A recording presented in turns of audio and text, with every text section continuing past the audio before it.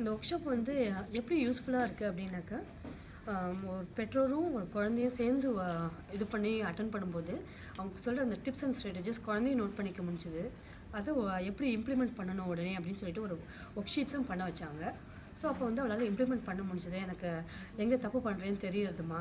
So அதனால் வந்து அதை சரியாக பண்ண முடியுது இப்போ. அதனால் எனக்கு ரொம்ப சந்தோஷமாகவும் இருக்குதுன்னு சொல்லி அந்த ஒர்க் ஷீட் பண்ணோன்னு வந்து சொன்னால். அண்ட் பேரண்ட்டும் வந்து நாங்கள் சில டிப்ஸு அந்த ஸ்ட்ராட்டஜிஸை ஆல்ரெடி தெரிஞ்சால் கூட அது எதை மிஸ் பண்ணிகிட்ருக்கோம், எதை சொல்கிறதுக்கு நம்ம வந்து குழந்தைக்கு வந்து நாள்பட பண்ணும்போது மறக்கிறோம் அப்படிங்கிறதும் புரிய வந்தது.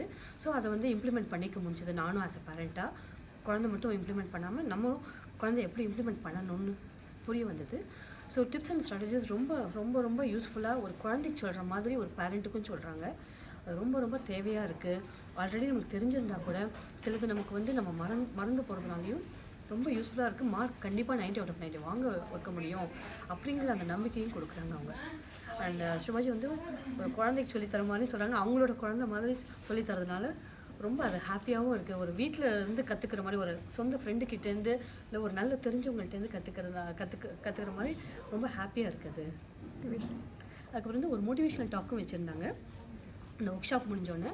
அந்த மோட்டிவேஷ்னல் டாக் என்னன்னாக்கா, குழந்தைங்களை எப்படி வந்து ஒரு அன்பாக அணுகிறதுனால அவங்கள வந்து இன்னும் அவங்களோட தப்பை திருத்தி இது கான்ஸ்டண்ட்டாக எஃபோர்ட்ஸ் போட்டால் தான் முடியுங்கிறதையும் சொல்ல வைக்க முடியும்.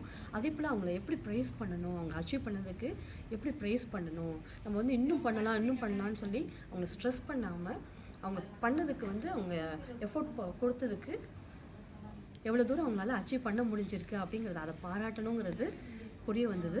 இல்லைன்னா நான் இன்னும் நீ பண்ணலாம், நல்லா இருக்குது, நல்லா பண்ணியிருக்க, இன்னும் பண்ணலான்னு சொல்வேன்னு ஒழிய அவங்களால வந்து பண்ணதுக்கும் அப்ரிஷியேட் பண்ணி அவங்க அதை கான்ஸ்டண்ட்டாக எப்படி இன்னும் அதை அச்சீவ் பண்ண முடியும், சக்ஸஸ்ஃபுல்லாக இருக்க முடியுங்கிறத அவங்களுக்கு அந்த சந்தோஷத்தையும் கொடுக்க முடியுங்கிறத ரொம்ப நல்லா தெரிஞ்சுக்கிட்டேன். அண்ட் மற்ற பேரண்ட்ஸும் அந்த